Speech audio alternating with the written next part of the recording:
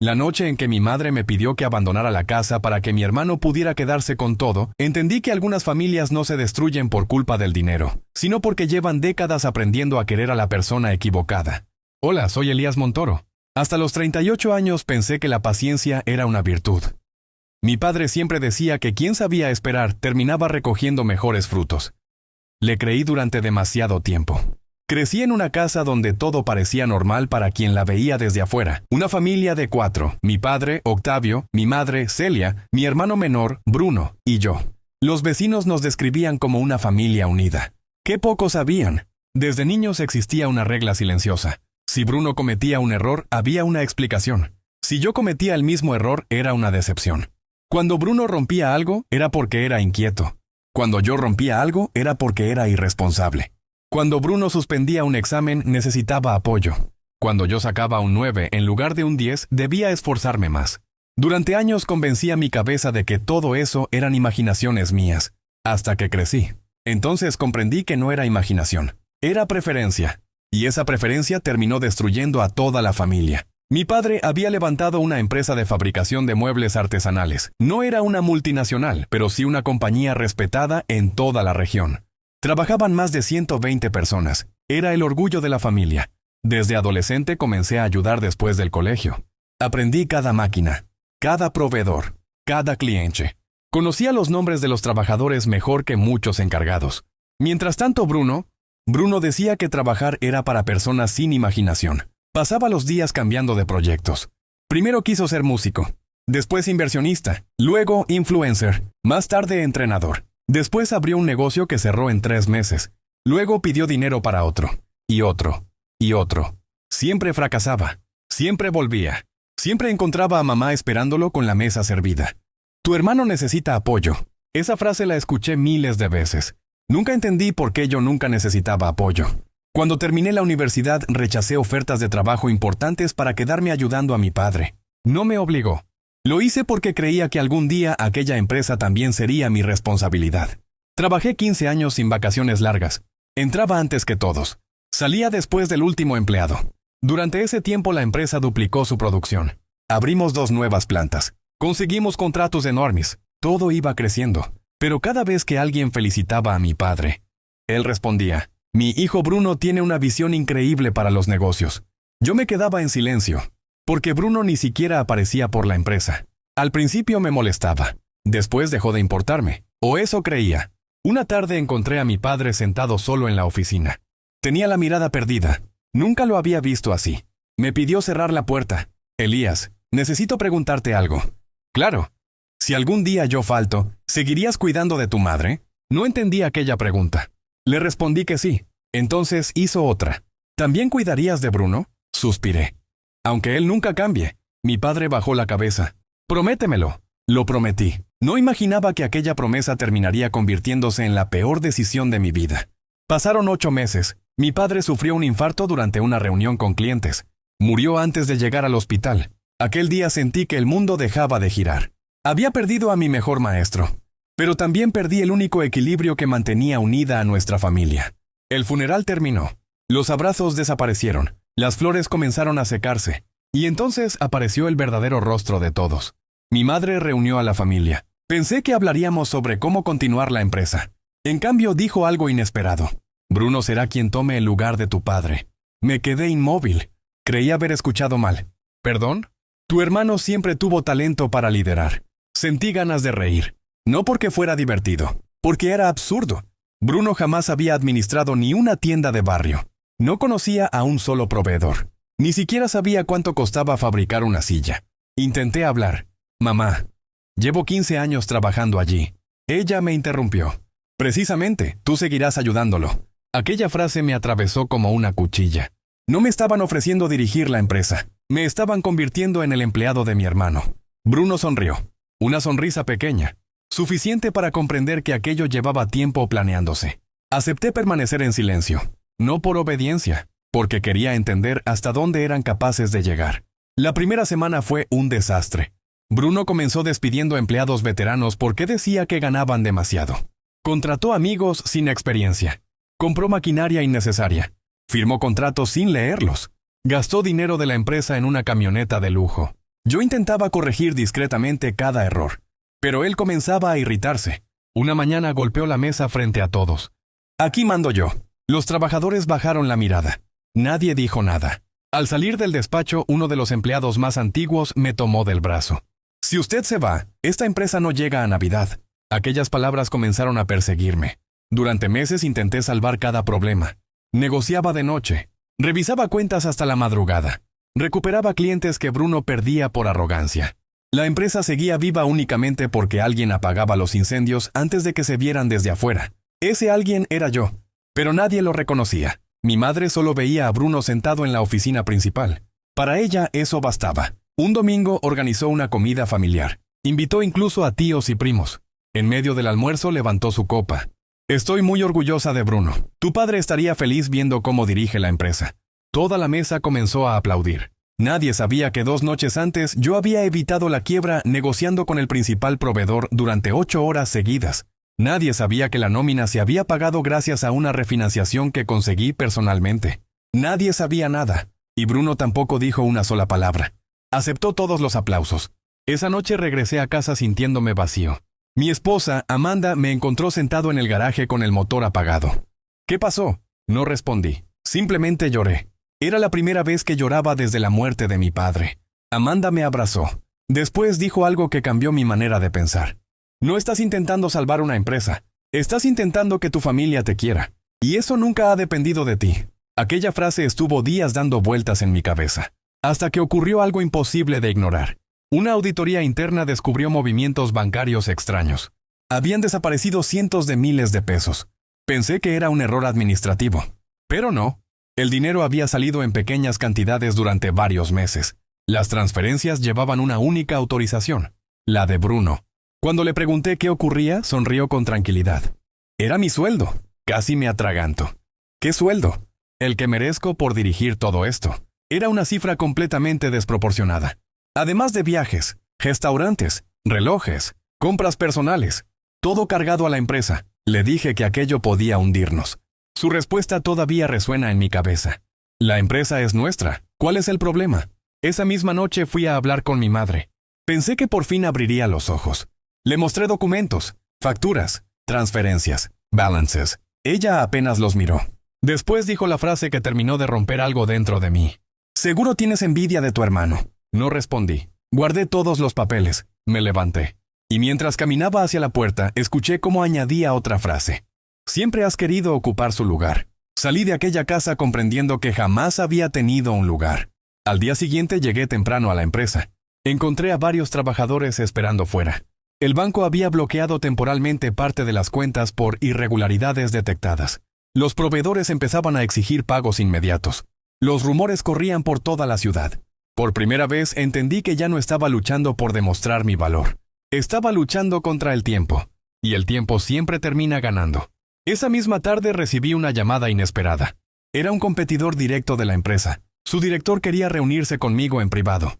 No imaginaba que aquella conversación sería el primer paso para que mi propia familia terminara acusándome de la traición más grande que podían imaginar. No fui a aquella reunión con intención de abandonar la empresa de mi padre. Fui porque necesitaba entender por qué un competidor quería hablar precisamente conmigo. Durante toda la noche anterior apenas dormí. Amanda me preguntó varias veces si pensaba aceptar otra oferta de trabajo. Siempre respondía lo mismo. No puedo dejar que el esfuerzo de mi padre desaparezca. Ella me miraba con una mezcla de tristeza y cansancio. Elías, hace meses dejaste de salvar el sueño de tu padre. Ahora solo estás intentando salvar los errores de tu hermano. No respondí, porque por primera vez empezaba a pensar que tenía razón. Al día siguiente llegué al restaurante donde había quedado con el director de la empresa competidora. Era un hombre llamado Mauricio Arbeláez. Tendría unos 50 años, el cabello completamente gris y una serenidad que contrastaba con el caos que llevaba semanas viviendo.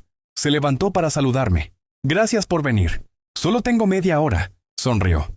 Con 15 minutos bastará. No habló mal de mi empresa. No criticó a Bruno.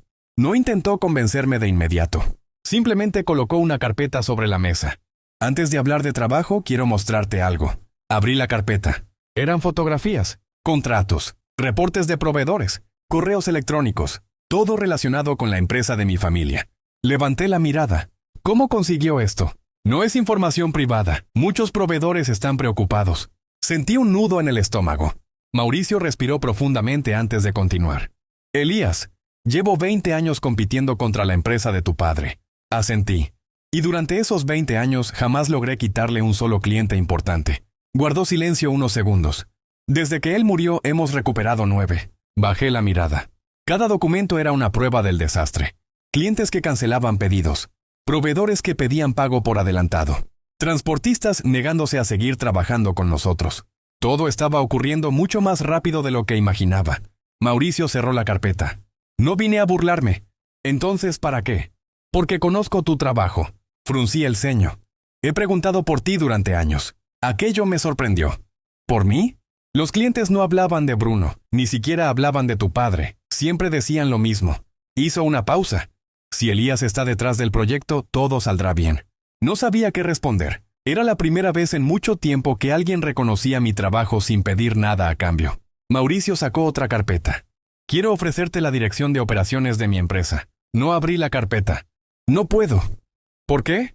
Porque sería abandonar a mi familia. Él negó lentamente con la cabeza. No. Se inclinó hacia adelante. Sería dejar de hundirte con ella. Aquellas palabras me acompañaron durante todo el camino de regreso. No le di una respuesta. Necesitaba pensar. Al llegar a la fábrica encontré un ambiente extraño. Los empleados hablaban en voz baja. Algunos evitaban mirarme, otros directamente agachaban la cabeza. Cuando entré en la oficina principal entendí el motivo. Bruno estaba esperando. No estaba solo. También estaban mi madre y 2 abogados. Siéntate. No me gustó el tono. Permanecí de pie. ¿Qué ocurre? Bruno lanzó una carpeta sobre la mesa. Dentro había fotografías. Las habían tomado esa misma mañana. Yo entrando al restaurante. Yo saludando a Mauricio. Yo saliendo de la reunión. Sentí un escalofrío. Nos habían seguido. Mi madre golpeó la mesa. ¿Así agradeces todo lo que esta familia ha hecho por ti? La miré incrédulo. ¿Qué ha hecho esta familia por mí? Ella ignoró la pregunta. Te reúnes con la competencia a escondidas. Respiré hondo. Porque ellos me citaron. Bruno sonrió con arrogancia. ¿Y qué querían? Ofrecerme trabajo. El silencio fue absoluto. Mi madre se levantó de golpe. ¿Ves? Siempre quisiste irte. No pude evitar reír. Era una risa amarga. Llevo 15 años sosteniendo esta empresa mientras Bruno la destruye. Mi hermano dio un paso hacia mí. Cuidado con lo que dices. No estoy diciendo nada que no puedan demostrar los números. Uno de los abogados intervino. Señor Montoro, le recomendamos moderar sus palabras. Los miré uno por uno. ¿También les mostraron las transferencias bancarias? Ninguno respondió. Entonces comprendí algo. No estaban allí para investigar. Ya habían tomado una decisión. Bruno deslizó un documento hacia mí. Queremos que firmes esto. Lo leí. Era una cláusula de confidencialidad acompañada de una renuncia voluntaria. Si firmaba, abandonaba la empresa sin derecho a reclamar ninguna participación futura. Además, me comprometía a no trabajar para ningún competidor durante 5 años. Levanté lentamente la vista. ¿Hablas en serio? Bruno cruzó los brazos. Es lo mejor para todos.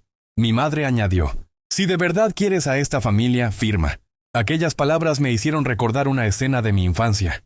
Tenía 9 años. Había construido una cometa con mi padre durante todo un fin de semana. Bruno la rompió jugando. Mi madre me obligó a pedirle perdón porque él había llorado. Aquella fue la primera vez que entendí que, en mi casa, el culpable siempre era quien soportaba el golpe. 29 años después seguía ocurriendo exactamente lo mismo. Dejé el documento sobre la mesa. No voy a firmar. El rostro de Bruno cambió por completo.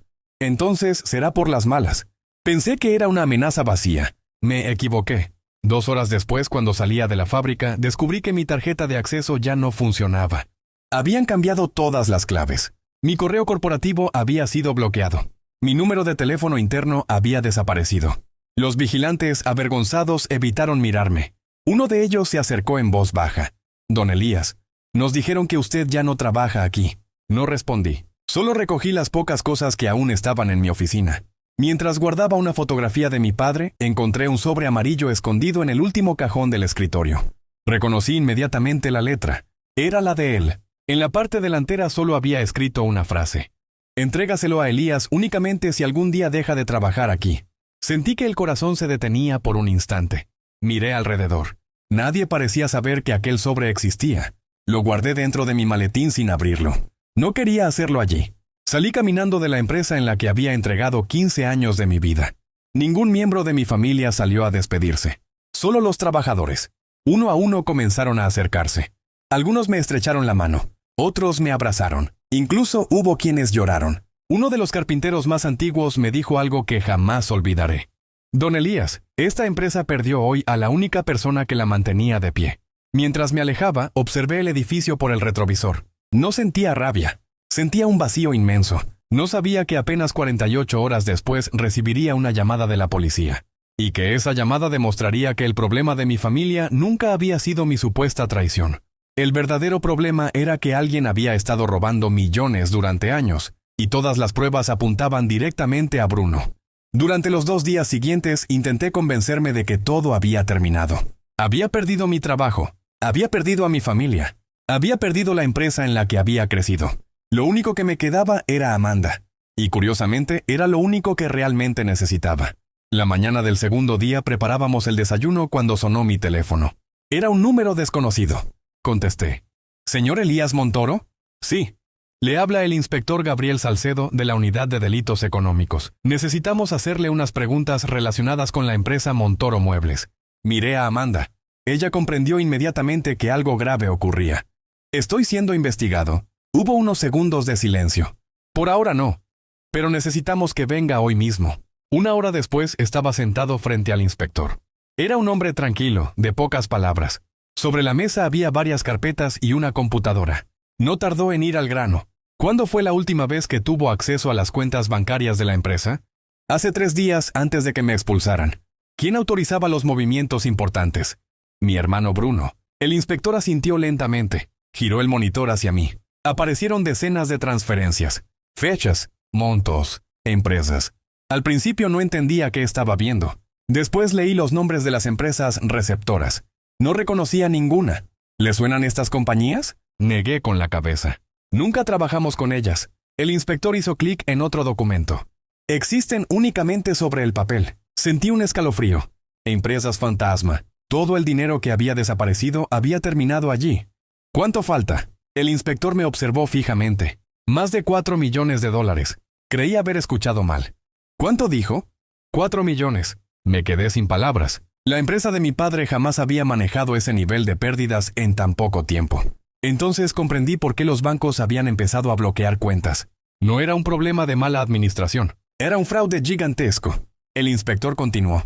Necesitamos saber si usted firmó alguna de estas autorizaciones. Me mostró varias hojas. No tardé ni 10 segundos en responder. No. ¿Estás seguro? Completamente. Él respiró hondo. Porque alguien intentó imitar su firma. Sentí un golpe en el estómago. Observé con atención. La firma se parecía. Muchísimo. Pero no era la mía. Habían practicado. Habían intentado copiarla. Sin embargo, había pequeños detalles imposibles de replicar. El inspector cerró la carpeta. Nuestros peritos creen que las falsificaciones fueron preparadas con tiempo. Eso significaba una sola cosa. Todo había empezado mucho antes de que mi padre muriera. Salí de aquella oficina con más preguntas que respuestas. Antes de llegar al estacionamiento recibí otra llamada. Esta vez era mi madre. Contesté. ¿Qué quieres? Escuché su voz temblando. Nunca la había oído así. Necesito verte. ¿Para acusarme otra vez? Por favor. Había miedo. Miedo de verdad. Acepté. Nos encontramos en una cafetería pequeña lejos del centro. Cuando llegó parecía 10 años mayor. Se sentó frente a mí sin levantar la mirada. Durante casi 1 minuto ninguno habló.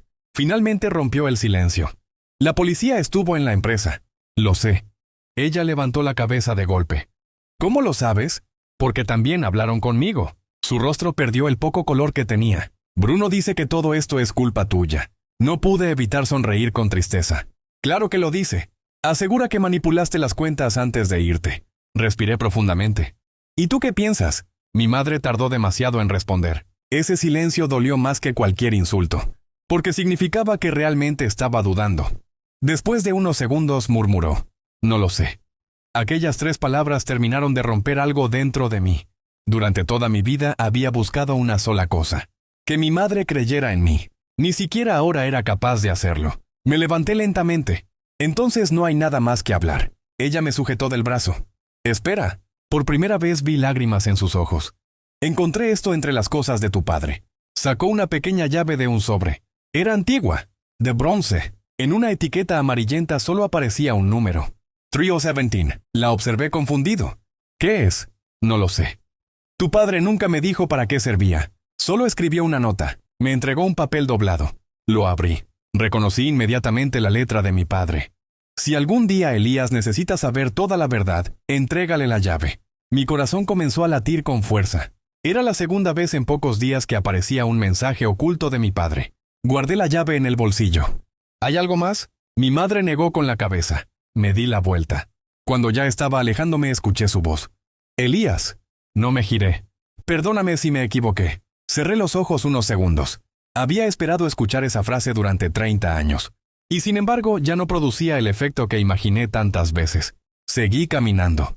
Esa misma noche recordé el sobre que había encontrado en mi antiguo escritorio. Todavía no lo había abierto. Amanda preparó café. Nos sentamos en el comedor. Coloqué el sobre la mesa. Las manos me temblaban. Rompí el sello lentamente. Dentro había una carta, solo una hoja. Comencé a leer en voz alta. Hijo, si estás leyendo esto significa que ya no estoy para protegerte. Tuve que detenerme unos segundos. Amanda me tomó la mano. Continué.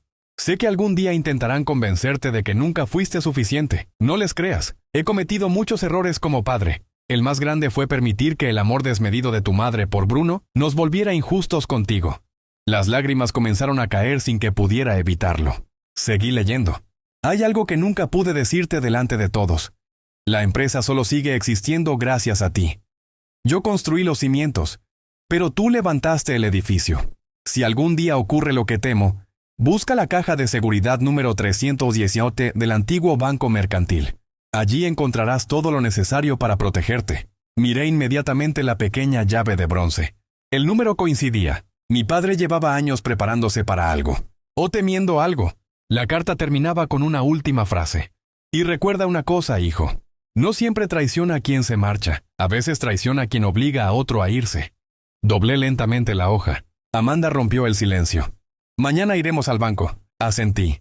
No tenía idea de qué encontraríamos en aquella caja de seguridad. Pero una intuición comenzó a crecer dentro de mí. Mi padre no solo había dejado una carta. Había dejado pruebas. Pruebas capaces de cambiar por completo la historia de nuestra familia.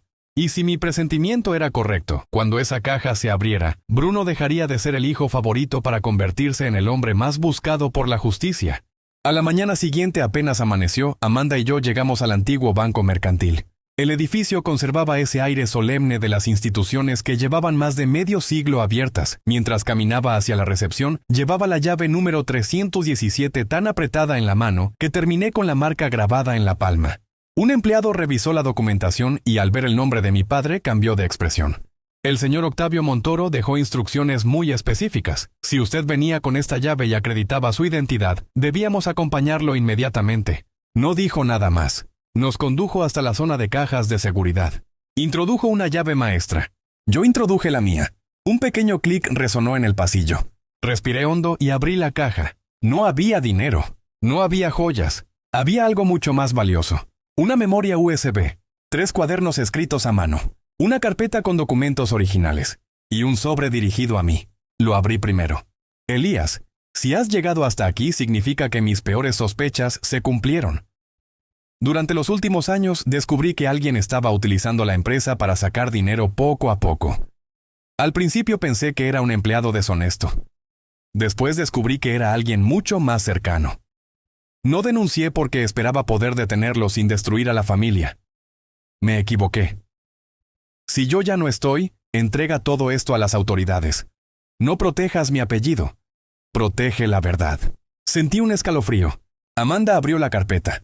Allí estaban los estados financieros originales, copias de transferencias, conversaciones impresas y registros de auditorías privadas que mi padre había encargado en secreto.